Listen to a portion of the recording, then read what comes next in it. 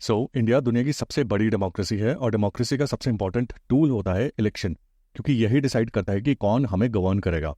अब क्योंकि इंडिया एक फेडरेशन है, यानी कि इंडिया में मल्टीपल लेवल्स पर गवर्नमेंट्स है, जैसे कि सेंट्रल और स्टेट लेवल पर, इसलिए यहाँ दो तरह के इलेक्शंस होते हैं। एक तो नेशनल लेवल पर, जिसमें हम लोकसभा के मेंबर्स को इलेक्ट करते हैं, जिनमें से कुछ मेंबर्स आगे जाके सेंट्रल गवर्नमेंट फॉर्म करते हैं। और दूसरे इलेक्शंस हैं स्टेट लेवल पर, जिसमें हम अपने विधानसभा या फिर स्टेट असेंबली के मेंबर्स चूज करते हैं, जो फिर आगे जाकर स्टेट लेवल गवर्नमेंट फॉर्म करते हैं। बेसिकली हमारे देश में ये दो लेवल्स पर इलेक्शंस होते हैं। वैसे तो एक थर्ड लेवल भी है गवर्नमेंट का, जो कि लोकल लेवल गवर्नमेंट है, जिसमें म्यूनिसिपैलिटीज और पंचायत आती हैं, जिसके लिए भी इलेक्शंस होते हैं। लेकिन हम साइमल्टेनियस इलेक्शंस के कंसेप्ट को अंडरस्टैंड करने के लिए सिर्फ नेशनल और स्टेट इलेक्शंस ही कंसिडर करेंगे। हमारे देश में रेगुलर इंटरवल्स पर इलेक्शंस कंडक्ट होते रहते हैं, चाहे वो किसी स्टेट में स्टेट लेजिस्लेटिव असेंबली के लिए इलेक्शंस हो या फिर सेंट्रल लेवल पर लोकसभा के इलेक्शंस हो। और हर साल आपको कोई ना कोई इलेक्शंस देश में जरूर देखने को मिलते हैं। अब सबसे पहले देखते हैं कि साइमल्टेनियस इलेक्शंस क्या होते हैं। साइमल्टेनियस इलेक्शंस का मतलब होता है कि एक ही समय पर लोकसभा और सारे स्टेट असेंबलीज के इलेक्शंस कराना, यानी कि लोकसभा और सभी स्टेट्स में इलेक्शंस एक साथ होंगे। ऐसा नहीं कि किसी एक साल में 4 स्टेट्स के इलेक्शंस हो गए, फिर उसके अगले साल 5 स्टेट्स के, और फिर उसके अगले साल नेशनल इलेक्शंस और 3 और स्टेट्स के इलेक्शंस। ये तो हमें नॉर्मल ट्रेंड देखने को मिलता है इलेक्शंस के स्केड्यूल का। लेकिन साइमल्टेनियस इलेक्शंस के कंसेप्ट में नेशनल या फिर जनरल इलेक्शंस और साथ ही सभी स्टेट्स के इलेक्शंस, ये सब एक साथ में होते हैं, यानी कि साइमल्टेनियसली होते हैं। अब देखते हैं साइमल्टेनियस इलेक्शन से रिलेटेड कुछ हिस्ट्री। 1951 से 1967 तक इंडिया में साइमल्टेनियस इलेक्शंस का ही सिस्टम था, मतलब लोकसभा और सारी स्टेट असेंबलीज के इलेक्शंस एक साथ होते थे। पहले 4 जनरल इलेक्शंस 1951, 52, 1957, 1962 और 1967 में ये साइमल्टेनियस इलेक्शंस की प्रैक्टिस कंटिन्यू रही। इस एरा में सेंट्रल गवर्नमेंट और सभी स्टेट गवर्नमेंट्स एक साथ इलेक्शंस के बाद फॉर्म होती थी, और ये सारी गवर्नमेंट्स अपने 5 साल की टर्म्स को पूरा करती थी, और 5 साल के बाद सभी स्टेट्स और सेंटर में इलेक्शंस दोबारा कंडक्ट होते थे। ऐसा करके हर 5 साल में देश में हमें साइमल्टेनियस इलेक्शंस देखने को मिलते थे। उस टाइम कांग्रेस पार्टी का सेंट्रल और स्टेट लेवल पर डोमिनेंस था और देश में पॉलिटिकल स्टेबिलिटी थी, इसलिए ये साइमल्टेनियस इलेक्शंस का सिस्टम सक्सेसफुल चल रहा था। लेकिन 1967 के बाद ये साइमल्टेनियस इलेक्शंस की साइकिल ब्रेक हो गई, क्योंकि 1968 और 1969 में कुछ state assemblies pre mature dissolve हो गई, यानी कि अपनी 5 साल की टर्म खत्म होने से पहले ही ये गवर्नमेंट्स गिर गई। और इससे क्या हुआ कि बाकी स्टेट्स और सेंटर में तो गवर्नमेंट्स थी जिनकी अपनी 5 साल की टर्म्स पूरी नहीं हुई थी, लेकिन कुछ स्टेट्स में गवर्नमेंट डिसॉल्व हो गई थी, और इन स्टेट्स में इमीडिएटली इलेक्शंस करवाना नेसेसरी था। इन स्टेट्स में अलग से इलेक्शंस हुए, और देश में इस टाइम पर पॉलिटिकल इंस्टेबिलिटी भी बढ़ गई थी। इंदिरा गांधी ने 1970 में लोकसभा को 15 मंथ्स पहले ही डिसॉल्व कर दिया था 1971 में फ्रेश इलेक्शंस करवाने के लिए। इसके अलावा हमें कई स्टेट्स में नॉन कांग्रेस गवर्नमेंट्स बनती दिखी, और as a result in non Congress governments का सेंटर में बैठे कांग्रेस गवर्नमेंट्स के साथ रिलेशंस बहुत ज्यादा अच्छे नहीं थे, और as a result central government के द्वारा प्रेसिडेंट रूल यूज करके कई स्टेट गवर्नमेंट्स को डिसमिस कर दिया गया उनकी टर्म्स खत्म होने से पहले। इस प्रेसिडेंट्स रूल के प्रोविजन का यूज 1970s में काफी बढ़ गया था, और ये सबके चलते हर स्टेट की इलेक्शन की साइकिल या फिर टाइमलाइन अलग हो गई, और इससे जो साइमल्टेनियस इलेक्शंस देश में हुआ करते थे वो 1970 से हमें देखने को नहीं मिले। जैसे मैंने आपको बताया, साइमल्टेनियस इलेक्शंस का मतलब है कि लोकसभा और स्टेट असेंबलीज के इलेक्शंस एक ही टाइम पर करवाना। लेकिन इसका नेसेसरीली मतलब ये नहीं है कि सभी स्टेट्स और सेंट्रल गवर्नमेंट के इलेक्शंस सेम डे पर हो, बल्कि एक पर्टिकुलर टाइम पीरियड में फेजेस में भी हो सकते हैं।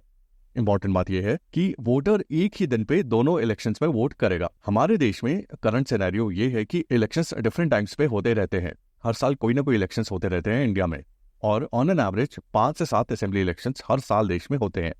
एट प्रेजेंट सिर्फ 4 स्टेट्स, आंध्र प्रदेश, अरुणाचल प्रदेश, ओडिशा और सिक्किम, इनके इलेक्शंस लोकसभा के साथ होते हैं। बाकी सभी स्टेट्स के इलेक्शंस की अपनी खुद की साइकिल है। बाय द वे, जहां तक पार्लियामेंट के दूसरे हाउस राज्यसभा के इलेक्शंस की बात है, तो राज्यसभा के इलेक्शंस तो बिल्कुल अलग साइकिल में होते हैं, क्योंकि राज्यसभा एक कंटिन्यूअस चैम्बर है और हर 2 साल में इसके 1/3 सीट्स के लिए इलेक्शंस होते हैं। इसलिए साइमल्टेनियस इलेक्शंस के केस में हम राज्यसभा के इलेक्शंस को कंसिडर नहीं कर रहे, सिर्फ लोकसभा और स्टेट असेंबलीज के इलेक्शंस को कंसिडर कर रहे हैं। नाउ अब देखते हैं कि साइमल्टेनियस इलेक्शंस डिजायरेबल क्यों है, यानी कि साइमल्टेनियस इलेक्शंस करवाने से देश को क्या बेनिफिट्स मिलेंगे। इनमें से सबसे पहला है कॉस्ट कटिंग।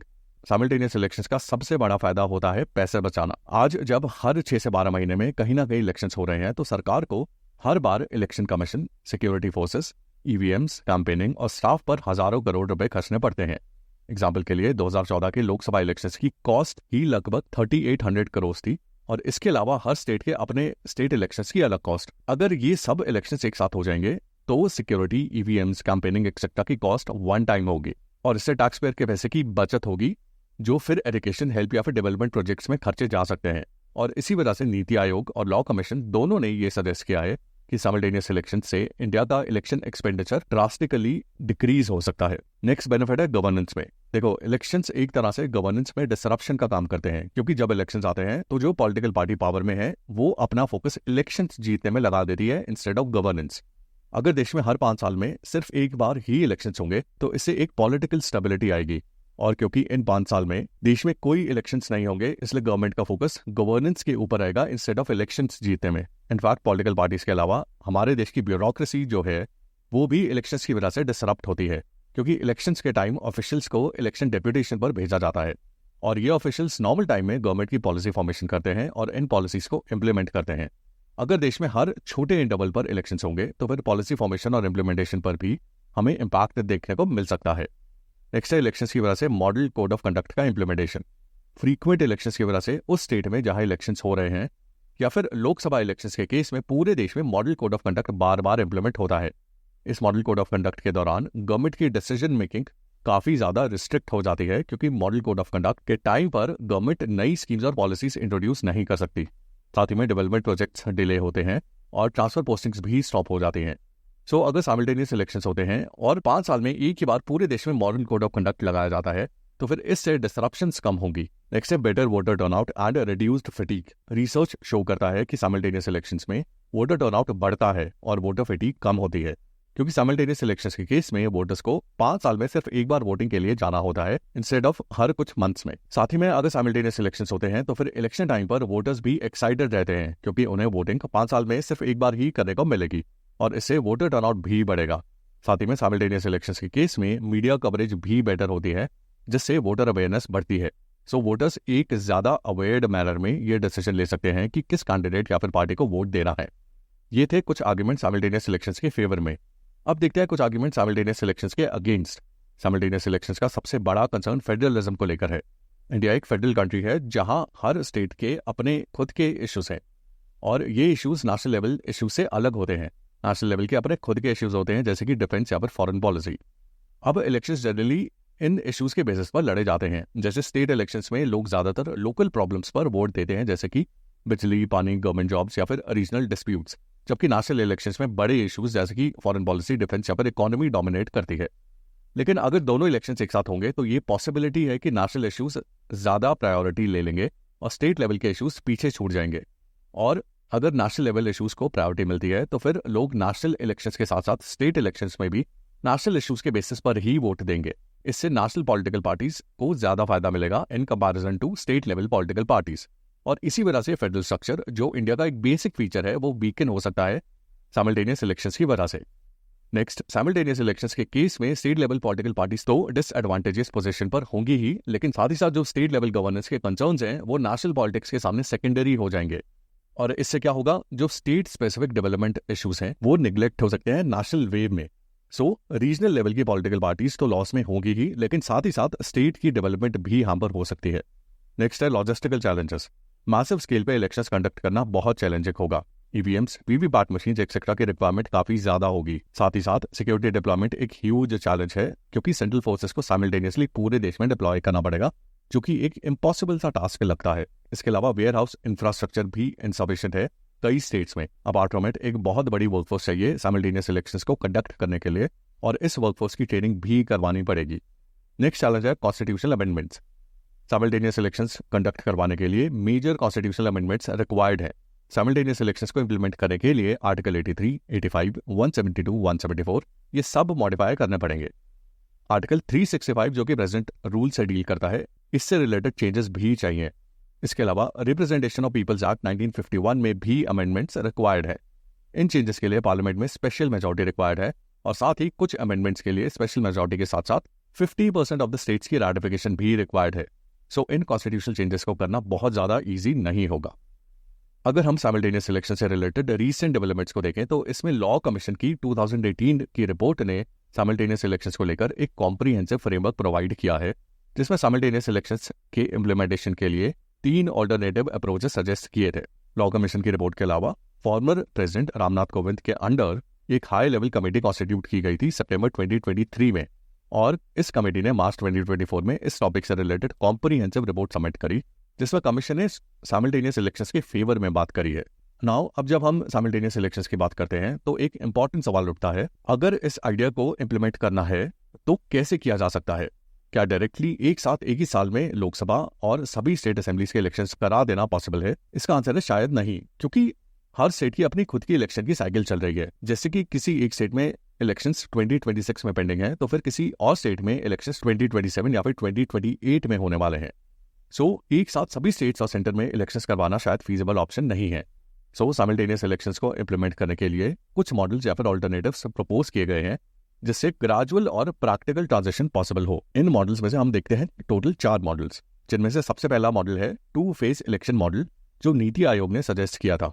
इस मॉडल के हिसाब से इलेक्शंस एक ही साथ पूरे देश में नहीं कराए जाएंगे, बल्कि 2 फेजेस में कंडक्ट होंगे। पहले फेज में लोकसभा के इलेक्शंस के साथ 14 स्टेट्स के असेंबली इलेक्शंस कराए जाएंगे। फिर लगभग 2.5 ईयर्स के बाद रिमेनिंग स्टेट्स के इलेक्शंस करा दिए जाएंगे। इस 2 फेज मॉडल का फायदा यह है कि एकदम से पूरा सिस्टम डिस्टर्ब नहीं होगा। देश ग्रेजुअली एक नए सिस्टम में ट्रांजिशन करेगा और political as well as constitutional disruptions का रिस्क कम होगा। दूसरा मॉडल है सिंक्रोनाइजेशन इन स्टेजेस, जो लॉ कमीशन ने रिकमेंड किया था। इस मॉडल में आइडिया ये है कि सारे स्टेट्स को एक ही साथ सिंक्रोनाइज करना मुश्किल है, इसलिए पहले उन्हीं स्टेट्स के इलेक्शंस को सिंक्रोनाइज किया जाएगा जिनका इलेक्शन शेड्यूल इजीली एडजस्ट हो सकता है।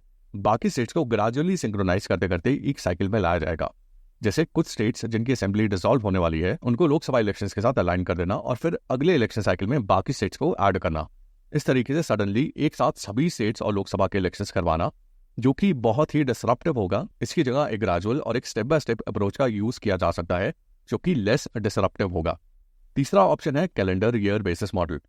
अब मान लीजिए कि कंप्लीट सिंक्रोनाइजेशन एकदम से पॉसिबल नहीं हो रहा है, तो एक सिंपल प्रैक्टिकल सॉल्यूशन ये हो सकता है कि जो भी इलेक्शन एक ही कैलेंडर ईयर में आने वाले हैं, जैसे कि 2026 में सपोज 4 स्टेट्स के इलेक्शंस शेड्यूल्ड है, से जनवरी, मार्च, अगस्त और नवंबर में, तो इन 4 इलेक्शंस को सेपरेटली करवाने की जगह उनको एक ही साथ करा देना। इस अप्रोच का एडवांटेज ये है कि ये एक फीजिबल अप्रोच है और इसको इम्प्लीमेंट करने के लिए एकदम से बड़ा कॉन्स्टिट्यूशनल या फिर पॉलिटिकल चेंज भी नहीं चाहिए। चौथा मॉडल है फिक्स्ड टर्म मॉडल। इसके हिसाब से इंडिया में भी एक फिक्स शेड्यूल इंप्लीमेंट किया जा सकता है, जैसे प्रेसिडेंशियल सिस्टम्स में होता है। मतलब लोकसभा और स्टेट असेंबलीज दोनों के टर्म्स स्ट्रिक्टली फिक्स होंगे और उन्हें प्रीमेच्योरली डिसॉल्व नहीं किया जा सकता एक्सेप्ट फॉर इमरजेंसी सिचुएशंस। अगर ये सिस्टम आता है तो हर 5 साल में एक ही बार इलेक्शंस होंगे और उसके बीच में कोई डिसरप्शन नहीं होगा। लेकिन इसका चैलेंज ये है कि इंडिया का पार्लियामेंट्री सिस्टम नेचुरली फ्लेक्सिबल है और फिक्स्ड टर्म्स इंट्रोड्यूस करना उस फ्लेक्सिबिलिटी को रिस्ट्रिक्ट कर सकती है। फिर भी अगर सेंटर और स्टेट्स के बीच में कंसेंसस हो जाए तो ये एक स्ट्रॉन्ग अल्टरनेटिव है। तो आप देख सकते हो कि साइमल्टेनियस इलेक्शंस को इंप्लीमेंट करने के लिए एक ही मॉडल नहीं है, बल्कि कई अल्टरनेटिव्स प्रपोज किए गए हैं। नीति आयोग का 2 फेज मॉडल ग्रेजुअल ट्रांजिशन के लिए यूजफुल है। लॉ कमीशन का स्टेज सिंक्रोनाइजेशन मॉडल एक practical step by step approach देता है।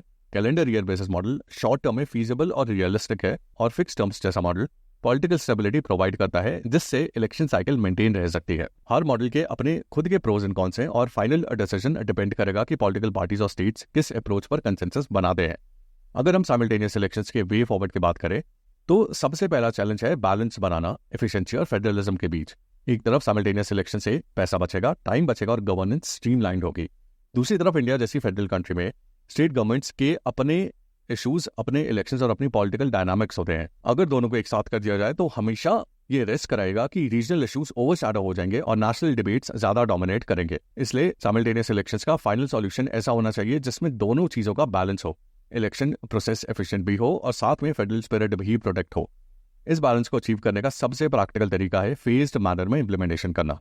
मतलब एकदम से पूरे देश में एक ही साइकिल फोर्स करने की बजाय ग्रेजुअल अप्रोच लेना, जैसे नीति आयोग और लॉ कमीशन ने सजेस्ट किया है, जिसमें 2 फेज या फिर स्टेज सिंक्रोनाइजेशन से शुरू किया जा सकता है। इस अप्रोच का फायदा यह है कि शुरू में सिर्फ उन स्टेट्स को सिंक्रोनाइज किया जाए जिनके इलेक्शंस का टाइम बाय डिफॉल्ट क्लोज आ रहा है, और बाकी स्टेट्स को धीरे धीरे साइकिल में इंक्लूड किया जाए।